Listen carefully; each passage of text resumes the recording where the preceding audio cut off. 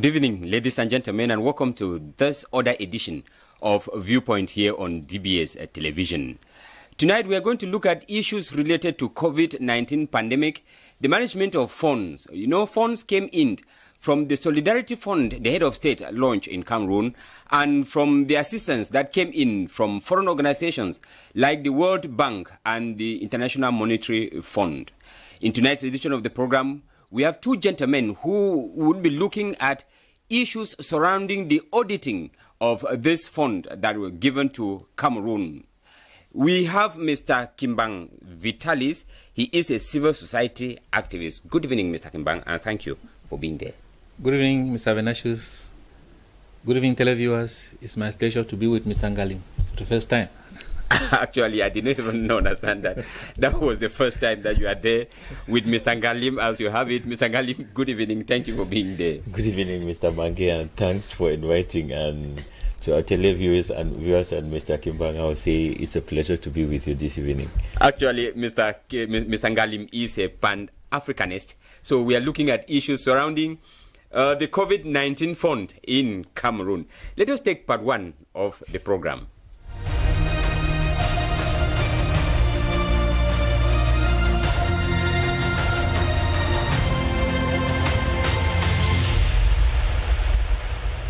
We begin with question one, Mr. Ngalim. COVID-19 funds in Cameroon, management crisis or bad faith from those handling the fund?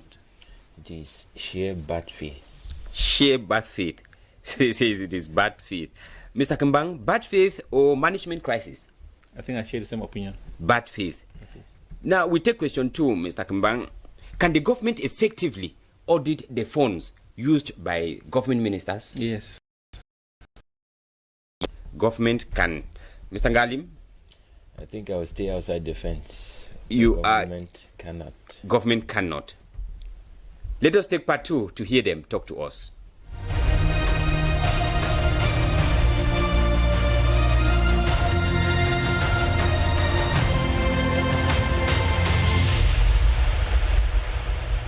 Talking about the coronavirus pandemic in Cameroon, on April 2020, Health Minister announced the sum of $105 million US dollar response plan to handle the pandemic in Cameroon. The following month, that is in May 2020, the International Monetary Fund approved the sum of $256 million US dollar emergency loan for Cameroon. In October 2020, the IMF again approved a further 156 million US dollar to finance the health system and help those affected by the pandemic. That is giving us a total of about 517 million US dollar that was, given to the government of Cameroon to manage the pandemic. In tonight's edition of the program, we want to find out, given that there were worries raised by Cameroonians about the management of this amount, the head of state, called for an audit into the funds to find out who used what and how much has been left in the account. That is what we are trying to find out today, and we are asking the question, is it management crisis or bad faith from those handling the faith? Mr. Ngalim, you think that it is bad faith? I am certain of the fact that it is bad faith, and I'll begin with just an insight. Yes. When you talk of mismanagement of funds or management crisis, yes, it's a situation where there is genuine lack of skill or know-how. But when you consider the fact that Cameroon has one of the first-class brand of financial managers worldwide, some have been chartered accountants worldwide, then it returns to the simple fact that what has happened in our country is bad faith, because we have world-class managers who could do the job for us and perfectly. Therefore, the accountability on ground, we cannot say it is a management crisis. Mr. Ngalim, when you look at it, appointments in Cameroon, like I always say, is not out of merit. It is not because you are qualified to handle this ministry that you are given this ministry. Appointment is at the whims and caprices of the head of state. He judges that you are fit and you are appointed. Can we say that these ministers who were handling these finances, can we judge them as that kind of high-class financial managers? I think that brings you to agreeing with me that we're in a situation of bad faith. Okay. Because if meritocracy were followed, I think Cameroonians would never have any reason to put pressure before accountability is rendered for any funds that are given out. But it's just the fact that appointments are made on the basis of I know you and you need to survive, not that you have the skill it takes to work to survive. And therefore, the right people are kept outside the fence of jobs, whereas the wrong persons find themselves inside. And that's precisely why we find ourselves where we are. And when you consider, for you to be able to give a proper balance sheet, you must be able to have the column of income clearly laid out, the column of expenditure clearly laid out, and the column of expenditure is justified by the actual equipment, be it construction works that are done and transportation expenditure and everything. Once you bring your balance sheet that way, backed up by receipts received for every item of expenditure that you have on your balance sheet, no one questions your accountability. But we're faced here with a situation where the African Development Bank, even if I consider just the initial amounts of the finances, gives about $100 million US. That's 55 billion francs, CFA francs. Yes. And if you sum up what the International Monetary Fund has given, it is not less than 383 million US. These are hundreds of billions we are dealing with. What about what was contributed by Cameroonians themselves, well-wishers and sympathizers? It's about 40 million US if we were to give a cut down estimate. But then when pressure is mounted before the government orders an investigation into it, the Prime Minister presents to us a report which does not even cover half of the amount that Cameroonians themselves raised. Yes. What has happened to the rest of the amount Cameroonians raised before talking of what the African Development Bank, the International Monetary Fund, and the rest, what they contribute? What did they contribute, and where has it gone to, or what has been done to all these amounts? I remember a person in the Northwest Regional Hospital cried out loud after Cameroonians had contributed all these $40 million US, saying that prior to whatever international support they received, they were handed 12 masks and 20 boxes of gloves with 4 gowns, complete gowns, for 50 workers in a hospital. What are we taking Cameroonians for out of 40 million US? However, the same hospital accepted having received about 7,000 US dollars, which they used in buying oxygen machines. Cylinders. Machines. There, we can even justify the amount of money they received. Okay, but what about the presentation from Yaoundé itself, which is a huge sum of money, about 10 billion, was given to lift the face of 3 hospitals in Yaoundé. The General Hospital was among them. And one of the investigators reached there 2 weeks after the minister's presentation. And the only new thing found in those hospitals since their construction were tents put outside to receive COVID patients. Yes. And the notice at the General Hospital was, this hospital can no longer receive COVID patients. What about the huge number of billions used in uplifting the faces of those hospitals, the face which has never been uplifted? Those are the kinds of things that push us to think that we're faced with a situation of complete bad faith. Mr. Ngalim, we'll come back to this issue, and let us take Mr. Kimbang. We were faced with a pandemic that we have never faced, and one could conclude that these ministers were, in a panic mode, because each ministry was struggling to see how to, play its own role in controlling the spread of the pandemic. Remember, handling the pandemic was not only within the circles of the Ministry of Public Health. Ministers like the Minister of Tourism was involved. Minister like the Minister of Communication was involved. All this put together. Yes. So yet we are not able to account for the money we spent, and that's why you are still of the opinion that it is sheer bad faith. Yes, good evening once more, all the televiewers. What transpires in Cameroon is that people think that there are some particular people who should be called the government.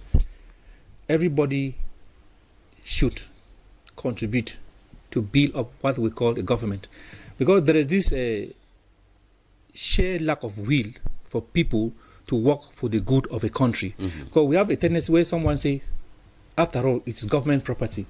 I can misuse it and nothing will happen to me. That is what is really happening. It's not that people don't know how to manage things. They know how to manage very well. But since they know that it comes from the government and government does not care, people do whatever thing they like. For example, this is not the first instance where we are having this problem of mismanagement.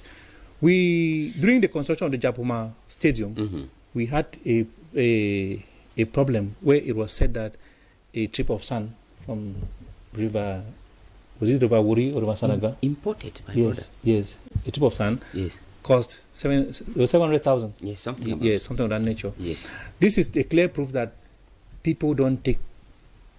And it was justified. Yes. And nobody raised a question. That's what a bag of cement that cost 4,200 was sold here about 60-something thousand francs. When Mr. Ngalim was saying that for any government expenditure to be justified, we must have an expenditure column, income column, and the rest, and with back of receipts. That can never help us. You understand? Yes, because people who go to buy those things, they negotiate with the sellers and they inflate the prices on the receipts. But Mr. Kimbang, please let me come in. You have brought a very palpable example. Yes. A situation where a bag of cement is 4,200 francs. Yes. And then I come in to inspect your account and you give me a receipt that says a bag of cement is sold at 16,000 francs. And I accept. It means I am not normal myself. Mr. Manga, is a chain. Yes. It's a chain. Okay. Yes. Part of it will also come to me. Very good. It's like before you come, this is what we call chop. Let me put it in yes. This is your own share. This is my own share. Sign this. And you have the mandate to defend me. And what will be read in Yaoundé is the final report that you are going to take there to Yaoundé. So if for Cameroon to properly manage its resources or manage whatever has been given to Cameroon, we need Christians, believers, those who fear God. Because if we don't have those who fear God, even we will bring the finest accountants on earth, there will still be corruption. There will still be corruption. Mr. Kaman, let us extend beyond here to Yaoundé. The person whom I would take the report to and read to in Yaoundé, when he sees or hears that a bag of cement is 60,000, 65,000 francs, and he accepts so, and his own share of the money is given, so he will be forced to accept. It's not like we have the gendarmes and the police on the road. Do you think that the people in Yaoundé don't know that gendarmes and police are standing on the road? They know it, and every day they say, no, corruption is not good, but they know that these people, they are standing on the road, and the dividends from the corruption is shared right to the top. So it is very difficult to control them, to control anything that concerns the government, because at each and every point, people fall out from the proceeds of corruption is shared among those who are supposed to control those things. So that's why I'm saying that for us to have a society where we will be able to account for everything that we have used, we must have God-fearing people in Cameroon. If not, there is nothing that we can do. God-fearing people right up to the top. Yes. Mr. Ngalim, we'll come back before we take question 2, and we are asking the issue of this management crisis. Do we not consider that because so many people were involved in the management, that is why the head of state had to say that mismanagement has been, in this fund, the head of state has to take it back into the presidency and create a task force to handle it, because so many people they are proved not to be effective. I love the mention of the word, the task force Yes. to attempt to correct what has been termed mismanagement of the funds or mismanagement crisis. I think it brings us back to what Mr. Kimbang just reminded us of about my request that a balance sheet be presented with incomes, expenditures, the items backed by receipts, and he said that would not be effective.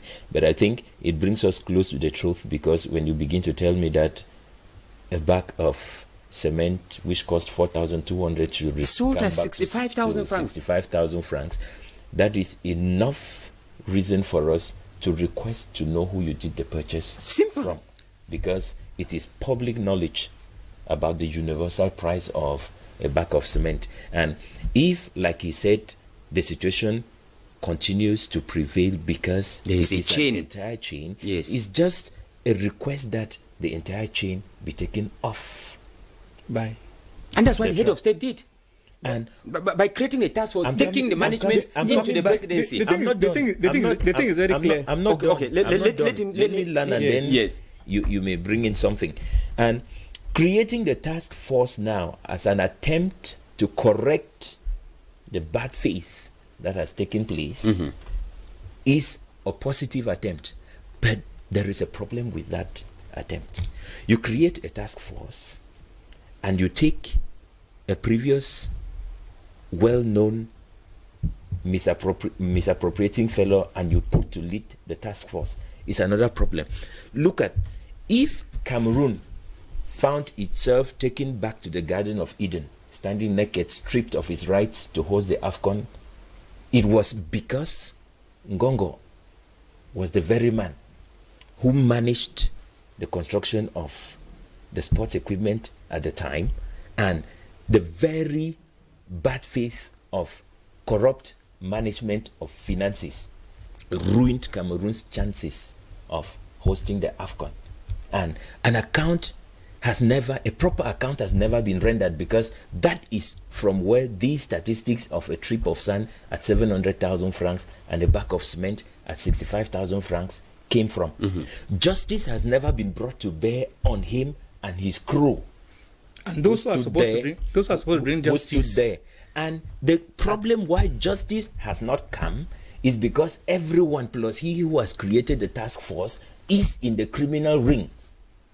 That is the irony that Cameroon finds itself. Is it not like he is caught up in the web of trusting you and you disappoint him, trusting you and you disappoint him, trusting you and you disappoint him? If he is caught up in the web like a man, you don't lie in the net simply because it has entangled you.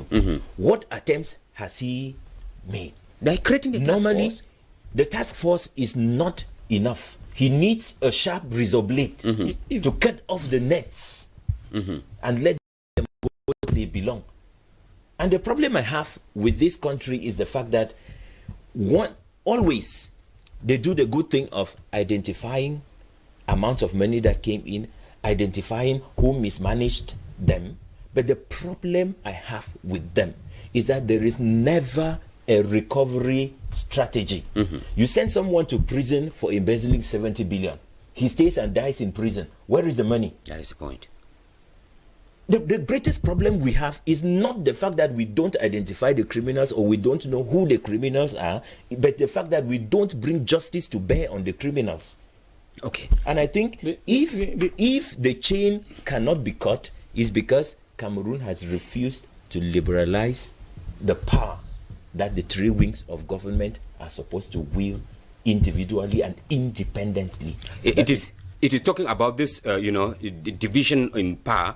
Mr. Kambangda, I want to take question 2. That's why we are asking, can the government effectively audit the funds used by government ministers? And Mr. Kambang, taking from what Mr. Ngalim is saying, that's why I wanted to ask, if there is this chain that exists, a chain that we say is wanting, what is the place of the parliament? Because those involved, they will not be able to corroborate or to corrupting parliamentarians. Can parliamentarians not bring back to, you cited an issue of, the construction of the sports facility. Can the parliamentarians not bring back what is the cost of a syringe? Bring it to us, let us see. A syringe that is sold at pharmacy at 10,000 francs and you buy it for 100,000 francs, then there is something wrong. the thing is that our parliament, I'm sorry to say, it is not as strong as we have in other countries, because it's just like a one-party system. Yes.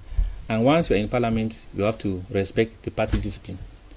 And most of the times, those who are caught in this web of corruption are those who belong to the party. And so for them to crack down on those persons is extremely very difficult. So it is not very easy for them to crack down on them. Notwithstanding, government can still control the funds. Because when I saw the list that was given out for the various amounts that were given to the ministries, it did not state that they have stolen the money, or that they have mismanaged the money. Yes. It was statistics that was given that this amount was given to this ministry, this amount ministry. was given to ministry. And it's best normal for government to ask people to justify how what? they use. Yes. Yes. So most Cameroonians are thinking is that those amounts that have been allocated, that we saw on social media, are amounts that ministries have mishandled. Yes, not so. It is at the end of the audit that we are going to know who embezzles what. Yes. And so if we have a strong team that goes out, I think we are going to have a good result. And those who are involved into it, if we have honest people who are going out for the audit, those who are involved into this corruption, they will be brought to book. But for now, I want to say that Cameroonians should know that those amounts that we saw on social media, those are just the amount that was given to each and every ministry to manage. So we are still waiting. But from every indication, there is a possibility that these amounts were mismanaged. Because if you go to most government offices, you begin to question and ask yourself, they say that this amount was given to this ministry, this amount was given to, what are the measures? What are the how did they use the money? Yes, because where are items? Can we trace where the money was? How the money was used? For example, I have been to some universities, and I heard that they gave at least $1 billion each to state universities. But I've been to some universities where you see they buy a savon for 250 and you see that into 4. And so I begin to, you don't even have hand sanitizers around the campus. So I begin to ask myself that this amount of $1 billion that was given to this institution, what did they really do with it? Meaning that surely this amount must have gone into people's pocket. And it is very, very certain, because Cameroonians are good at taking advantage of any situation. Yes. Yes. Since they know that it's government money, people feel that they can use it as they like. So I'm just praying that those who have gone out to do the audit, they should do it with God-fearing heart and bring good results, so that those who have mismanaged the funds can be punished. Because this is a matter of health. This is a matter of people dying. Life. So you cannot take people's life and make money out of it and play with it. So I want to pray that those who have gone out for audit, let them bring us good results so that we can know how to punish these culprits. Mr. Ngalim, Mr. Kimbang is praying that we should have a positive feedback from the control auditing team.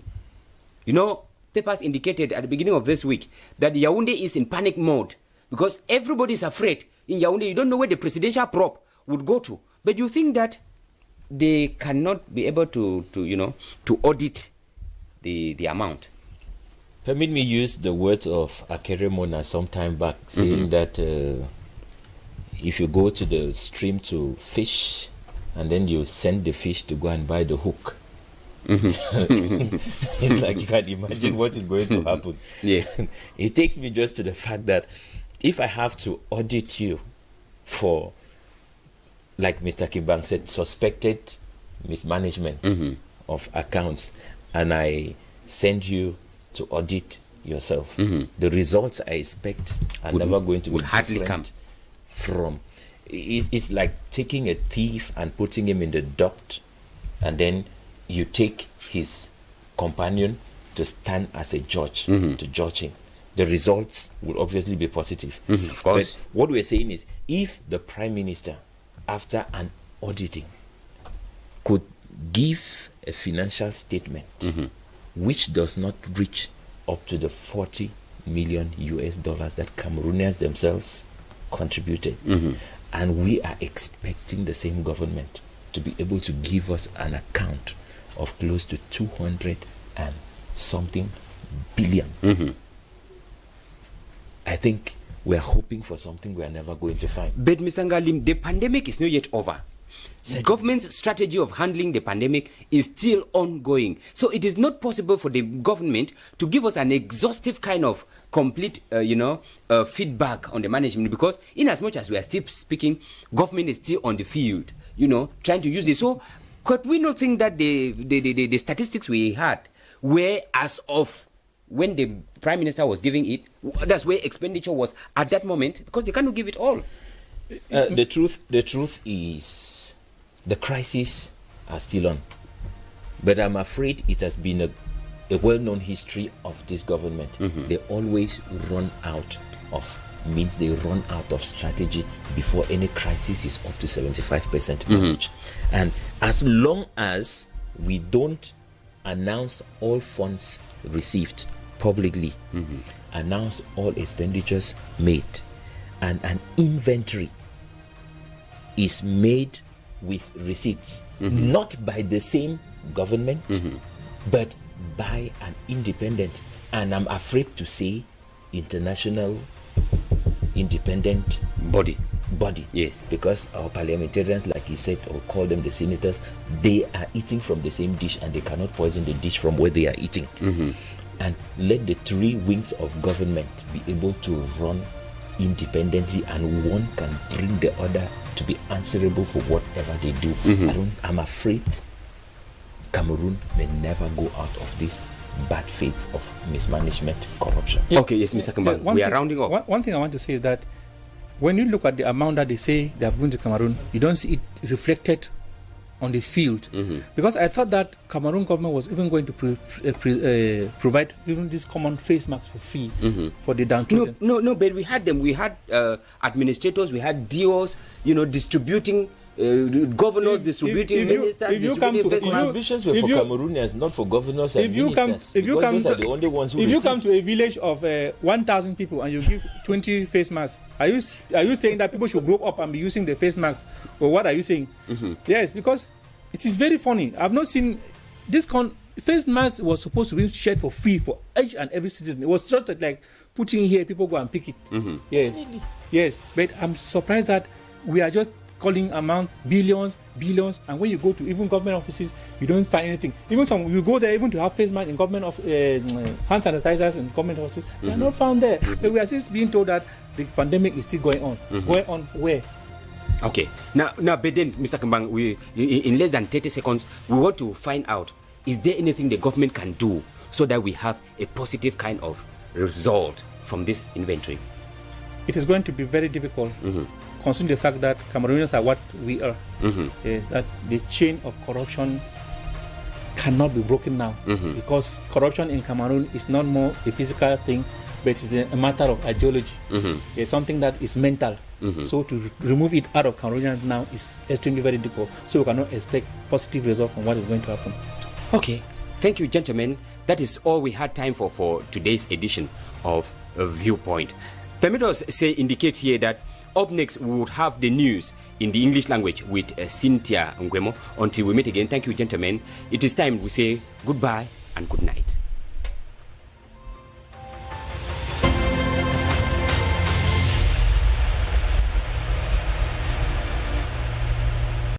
Coronavirus is not an imagination.